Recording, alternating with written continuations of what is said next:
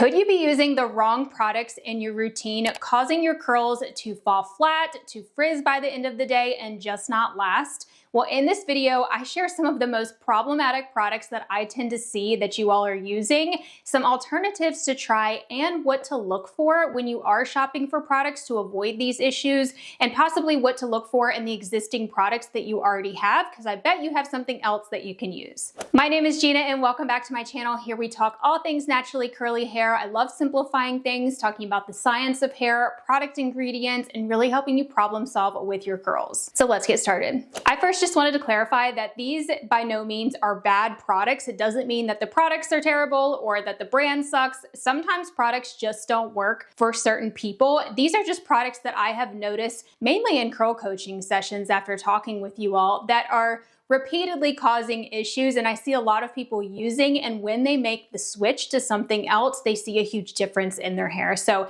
these are just patterns that I've noticed. I've been keeping note of a lot of products that I tend to have you all swap out in those sessions, and you tell me that you see better results. Doesn't mean that they won't work for someone else, and I'll be sure to clarify when I think certain products might work for what hair type. The first problem that I see so much are shampoos that are not cleansing enough.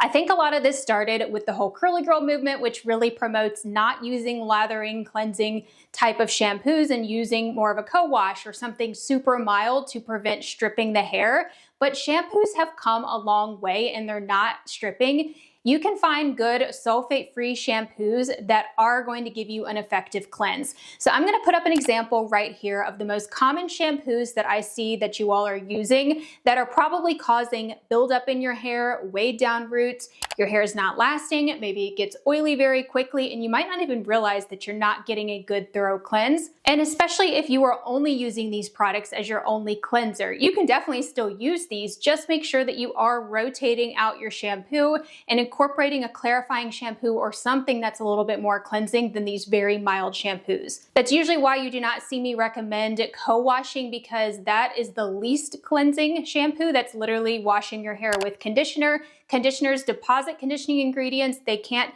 necessarily remove oils. That's kind of like washing your dishes with oil. That just wouldn't cut it to remove impurities. You need those surfactants. It can be sulfate-free, but you need that cleansing and that foaming to actually help cleanse the hair. So I'm just gonna pop on the screen some examples of good shampoos that are cleansing and are still not stripping on the hair. Your hair is not gonna dry out when using these. You don't need anything very expensive. I'm not too picky when it comes to shampoos. There's some great drugstore options that I do have up here on the screen that are not gonna dry out your hair, but still give you a good thorough cleanse. These are totally fine to use on a regular basis. I would just avoid shampooing every single day. That can be stressful on the hair, but these are not gonna cause damage to your hair. So unfortunately, it's not completely cut and dry on exactly what to look for in shampoos, which is why I recommend going off of the ones that I have recommended, because I've tested those and I know that they do cleanse really well, and I check.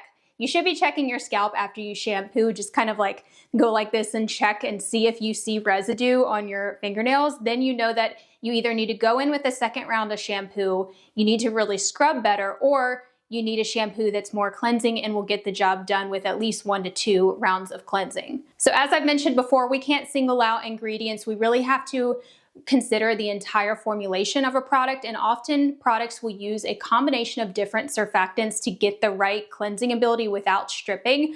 But I will put up on the screen just some common surfactants that I have noticed appear in a lot of my favorite shampoos. That doesn't always mean that these are going to be ones that you should always look for, but I've just noticed a pattern with all of my favorite shampoos tend to contain some of these. But again, sometimes you really just have to test it, and I've already done a ton of testing, and I do have a shop page on my blog where I list the products I recommend, so I would just recommend using that, and that way you know that it will give you a good cleanse. Now let's talk about what to avoid in your shampoos if you are struggling with not getting your hair clean enough or buildup or the other issues that we talked about. One thing that I've noticed are shampoos that have cocamidopropyl betaine, I hope I'm saying that, as the only surfactant. So that's a very mild cleanser, which is great, and I like to see that in combination with some of those stronger surfactants.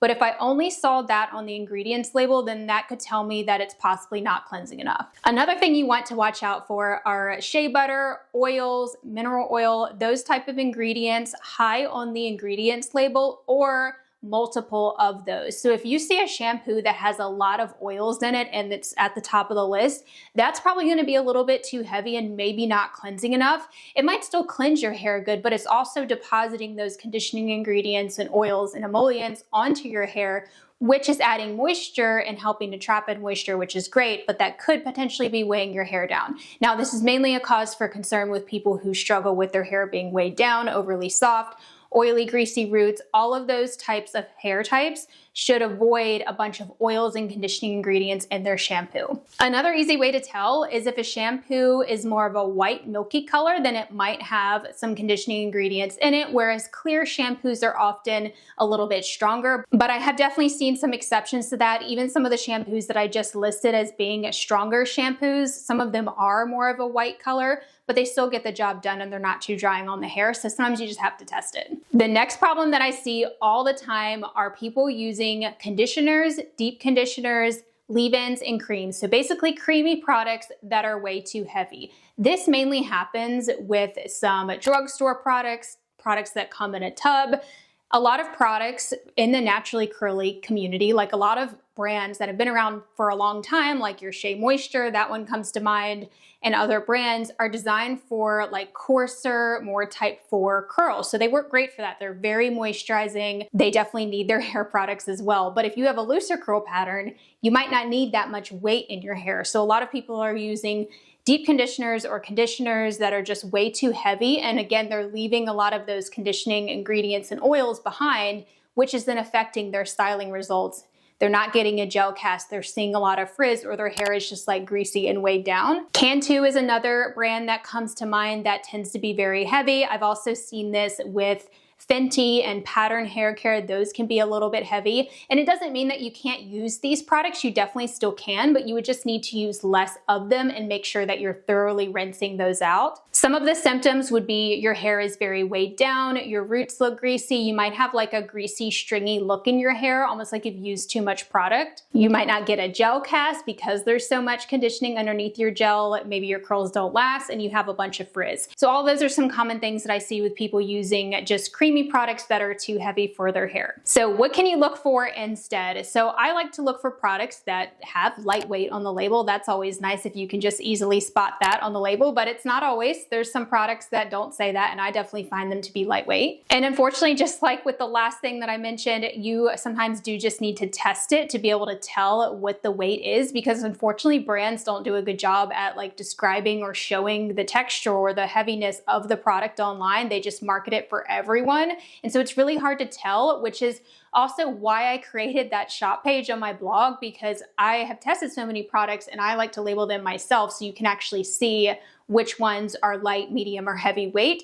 You will see lightweight cream. That's one that I would use to filter by curl creams and stylers, or if you want a lightweight conditioner, use that lightweight cream filter. And it is really hard to find cheaper drugstore products that are not super heavy. I don't know what it is. Maybe it's just that coconut oil and shea butter are very affordable types of ingredients to include, and they are great for curly hair, but when they are high on the ingredients list, those products are probably going to be too heavy for someone with finer textured hair, low density hair, or a looser curl or wave pattern. Also, just like with shampoo, look out for a high number of oils in your products. A lot of times it's creams that come in a tub. I don't know what this is, but it seems like those are always heavy. Not always. Big asterisk on that one, because sometimes that's not always the case, but a lot of times creams that come in a tub are on the heavy side. There's also some words that I've noticed on labels, such as elongating or for thick or coarse curls. Like, I'm always glad when I actually do see that label, because then that tells me that that's going to be too heavy for someone with finer hair. But elongating usually means like it's going to weigh down the hair and create more weight and cause the hair to kind of elongate. And that might be what you want if you want a looser curl pattern with less shrinkage. But a lot of us do want something more lightweight to enable more bounce. Alternatives that you can try are using those same products. You might have already bought them, but just using less of them and making sure that you are thoroughly rinsing them out. Don't leave on deep conditioners too long. Check the label, make sure you're fully rinsing them out in the amount of time that it says, and don't leave them on overnight. That can definitely cause over moisturized hair. And when it comes to leave-ins and curl creams, just don't use too much, use a small amount. You could even add some water to sort of dilute it and reduce the weight of that product. I'm also a huge fan of just skipping the leave-in and the curl cream and going straight to gel, as long as your gel or your mousse is more moisturizing and not one of those gels that's super drying on the hair. That would be a good way to still get in a little bit of moisture but not weigh down your hair, and you're going to get more hold. You can also opt for leave-ins over curl creams. A lot of times they are a little bit more lightweight, especially if they are in a spray bottle. Those tend to be more lightweight because they have more water mixed in. I will put up some products that come to mind that are lightweight, like the Curlsmith Shine Cream. There's some Bouclem curl creams that are also very lightweight. Innersense curl cream, and also the Not Your Mother's Curl Talk. Those are more like medium weight curl creams that I don't think would weigh down most hair types. The next problem are stylers and gels that do not have enough hold, and people are experiencing their curls frizzing up by the end of the day. They're not even lasting into day 2, and they can't get good curl definition. So I'm gonna put up some examples here on the screen of gels that are more of a light hold gel. So these are not necessarily bad gels, and they work great for some people, but for a lot of us, they don't give enough hold in the hair for longer lasting results.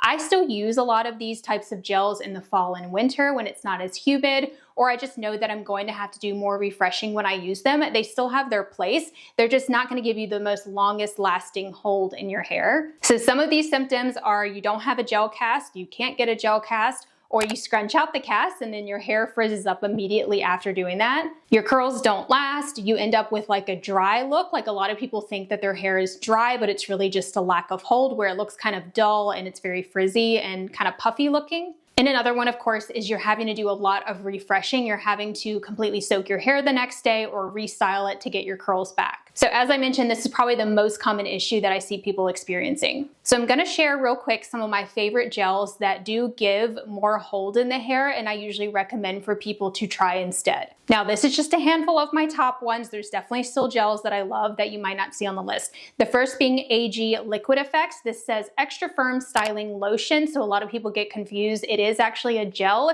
It's a very thin, liquidy gel. By the way, the gel's thickness or viscosity does not always indicate its hold level. This is a perfect example. This gives pretty firm hold in terms of a long-lasting hold, but it doesn't give like a super hard cast, like a thick gel, but it's still very thin and liquidy. It has humidity blocking ingredients. I would consider this like a medium weight. Like it does have some conditioning ingredients, so it's not gonna dry out your hair. You can totally use it by itself. It's not my most lightweight option, but it is pretty light in terms of the formula of this. Has humidity blocking ingredients and it has some proteins in it. Another very similar gel, I'm sure you knew I was gonna mention this one, the Ouidad Advanced Climate Control Stronger Hold Gel. This gel gives me a pretty firm hold in the sense of it's long lasting. My curls don't frizz up immediately, but it is very moisturizing. So some people find this to be too heavy for their hair because it does contain a lot of moisturizing and softening ingredients, which is why I like it, because my hair is kind of coarse in some areas, so I like that softening effect. So if you deal with your hair being overly soft, this one's probably not right for you. Maybe try one of these other ones, but it is one of my most long-lasting gels that I don't even get frizz until day like 2 and day 3 with it. The most lightweight stronghold gel option is the Jessicurl Spiralicious Styling Gel. I love that this comes in fragrance-free. It's also protein-free, so it's suitable for all curl types. It has humidity blocking ingredients and it's very light. This is the lowest moisture gel that I have, but you could still use it by itself, and I don't think it's gonna dry out your hair per se, but I personally like to use it with a lightweight leave-in. I like using it with their Confident Coils cream underneath of it, or any curl cream works nicely under this as well, or you can use it alone if you have very fine hair. For a drugstore option, I recommend the Not Your Mother's Curl Talk Hard Hold Gel. Make sure it's the level 5. So previously I mentioned the original Curl Talk gel, which is a level, I think 3, and that's definitely not enough hold. I personally need to use stronger hold than that. That gel pretty much looks like I have nothing in my hair, whereas this one gives me long-lasting results. It is a thicker gel, so I do have to mix it with some water because it's a little thick and hard to spread. It's not necessarily drying, but it's also not very moisturizing either. Like if you do have dry hair, you probably need to pair it with like the Curl Talk cream underneath, and that's a great combination, but it's not going to weigh down your hair as long as you don't use too much. And then the Curlsmith Shine Gel is another good option. It's very similar in texture actually to the Not Your Mother's. This is the fragrance-free Shine Gel level 9 Stronghold. It has humidity blocking ingredients. It comes in fragrance-free. This is a thick texture, so you will have to mix it with water if you struggle with applying thick gels. Pretty strong hold, very long-lasting results. I actually have this in my hair today. I have the Shape Up Aqua Gel in my hair from Curlsmith, which is another great gel that's more of a light hold. And then I topped it with a little bit of this to just get a little boost of hold and extra humidity protection, because the Shape Up Aqua Gel doesn't have humidity blocking ingredients, but I find it does perform pretty well in humidity overall. Unfortunately, I don't have a ton of drugstore gels to recommend to you. I do have some medium hold drugstore gels that I like, but in terms of stronghold gels, I have found that pretty difficult to find. So if you know of good lightweight stronghold gels that are not super thick, let me know in the comments down below. So what do you look for in your gels? Maybe you have a gel already in your stash that you can use that would work better. So one thing I've noticed is a lot of the gels that I really like, especially in humidity, have multiple polyquaternium ingredients. This is a conditioning ingredient. It puts a barrier on the hair. It doesn't completely block moisture. It will help to moisturize and condition the hair, but it's also great at preventing a lot of the humidity from absorbing into your hair. But I've specifically noticed the gels that have more than one of these and higher on the ingredients list that would indicate a higher concentration of them tend to work better. Hold level can definitely be subjective. Everyone's probably going to have a different experience in terms of hold level with gels. I also have a filter on my blog for hold level. You will see one for strong hold, medium hold, light hold. I recommend using those because a lot of times you can't tell just by a brand's description of the hold level, and you also can't always tell by ingredients because, as I mentioned, we have to consider the entire formulation, not just look at one particular ingredient and rule that product out. So I would go off of that because I've already tested them, but one thing to keep in mind is hold level is probably going to vary by person to person. There's probably some gels that I just listed previously don't give enough hold that might give you enough hold. Everyone's hair is different, so it's really hard to tell, and sometimes it just takes trial and error, but if you're experiencing any of those previous symptoms, then it probably is a gel that's not strong enough hold. Another thing I've noticed are gels that have a high concentration of oils, fatty alcohols like cetyl alcohol, and emollients.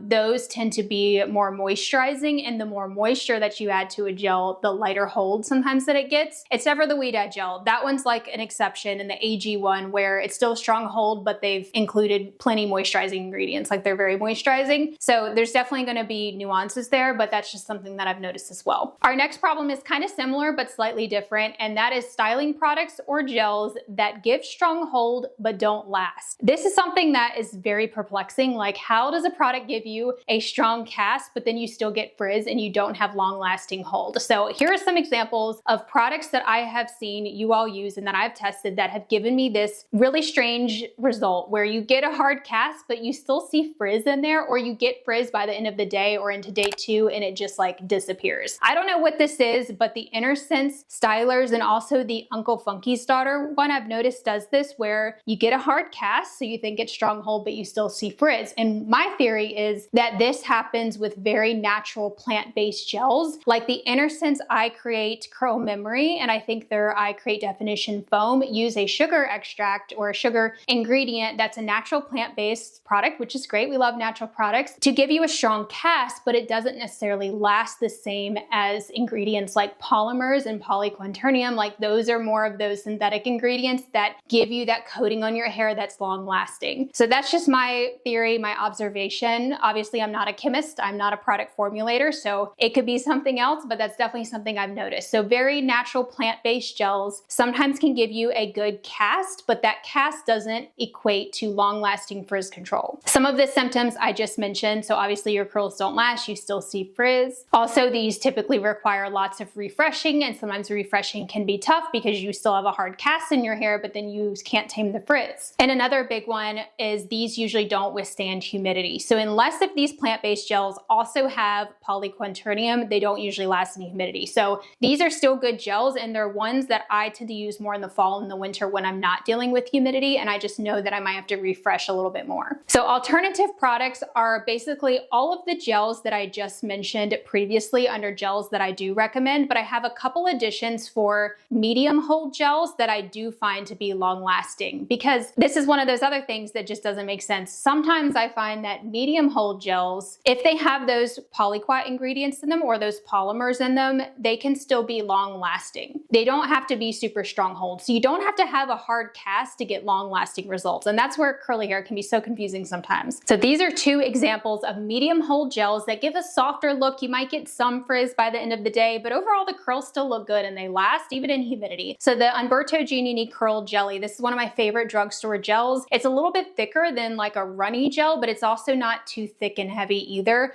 It has humidity blocking ingredients and it's very lightweight. So this is a great option to try if you want an affordable gel. Then the Goddess Curls Botanical Gel is also a good option from the drugstore. This is a medium hold. I find this one to be pretty moisturizing, so you could use it by itself. Make sure it's this Goddess Curls Botanical one though, and not like their blueberry gel or whatever it's called. That one does not give enough hold. This one's a lot better. It's like a clear formula. It's not too thick either. As you can see, it is like a little bit more on like the medium thickness side, but these are good options. They're medium hold. They give me pretty long lasting results. I have to do some touch-ups on day 2. Some refreshing is totally normal. We can't expect our curls to last days without touching them. I mean, that would be nice, but we have to be realistic. We're going to get some frizz, and those give a little bit more compared to the stronger hold gels, but not terrible. So what can you look for when it comes to long lasting gels? So basically the same things I listed before, where you have multiple polyquat ingredients or polymer ingredients. So there's some others like PVP and VP copolymer, I think is what they're called. I think that's one of the ones that's in that Curlsmith Shape Up Aqua Gel, and that's probably why I like that. So that's a holding ingredient, and I have noticed that that's kind of common in some of these medium hold gels. And again, use those filters on the shop page of my blog if you do want to filter by hold level. That's probably the best way to tell, because sometimes you do just have to try it. So what should you avoid when looking at ingredients labels? So from what I have noticed, the gels that only have those plant-based ingredients in them as their main holding ingredient and are not combined with a polymer like polyquaternium or VP copolymer or PVP, those are holding polymers. When they just have aloe in them or they just have flaxseed, that's when they don't tend to last as long. Now that's just my observation. Again, I'm not a chemist, but I've noticed that. So if you see a gel that only has aloe and then some other natural extracts and then water, that one's probably not gonna last. Those are actually great gels, by the way, for people who struggle with moisture retention, because those film forming humectants are good for trapping in moisture. So if you live in a dry climate or if you have lower porosity hair, you might actually like aloe and flaxseed in your gels. You might get great results with that and long lasting hold. But those of you that struggle with frizz and deal with humidity, you're going to need the stronger polymers in your gel. Some words that I've noticed on labels. So